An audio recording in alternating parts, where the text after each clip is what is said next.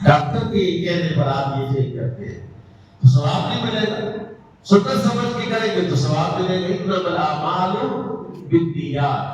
ایک اور اسی طرح کی حدیث ہے، میرے آقا نے ارشاد فرمایا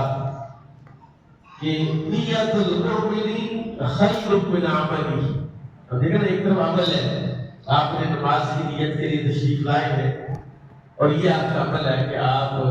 گھر سے چلے، قدم اٹھائے، غسل کیا، وضو کیا، کپڑے ترتیب کیے، خوشبو لگائی، رستے میں لوگوں کو سلام کر کے مسجد میں آ کے بیٹھے،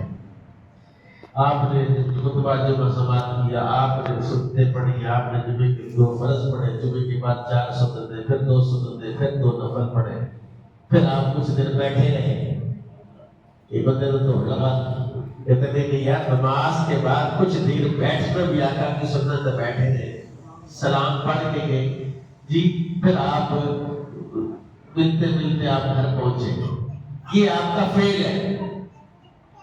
اس فعل سے پہلے ایک نیت تھی آپ کی، یا آپ نے نیت کر لی کہ یار میں نے تفریح نہیں کرنی، اس دفعہ جمعے پہ جانا ہے، سکون سے بیٹھنا ہے، سارے کام آسانی سے سکون سے گھر میں آ کے میں نے کیا کرنا ہے، کچھ دیر میں اللہ اللہ کرنا ہے۔ پر میں نیت المؤمن خیر من عملہ، نیت جب خالص ہوتی ہے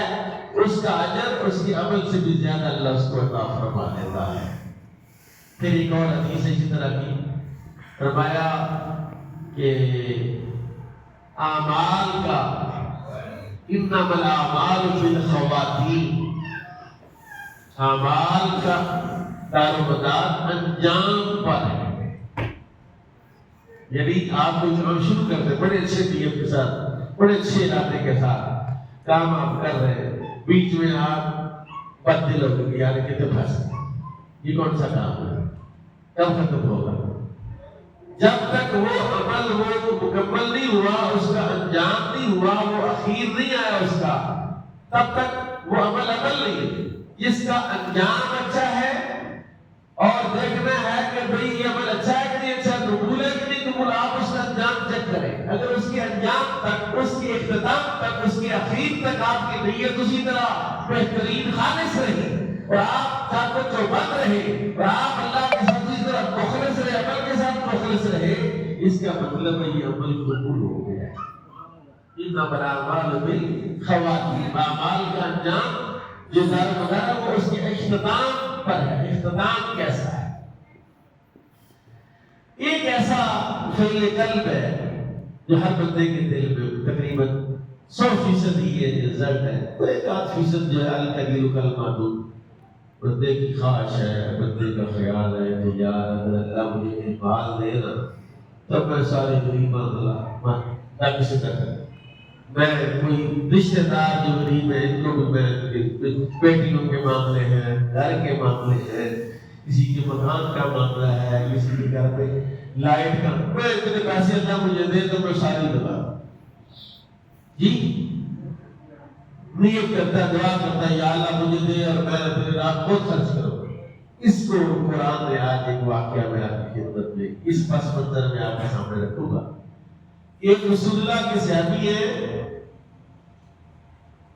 ثعلبہ بن ابی حاتب، ثعلبہ بن حاتب ہے،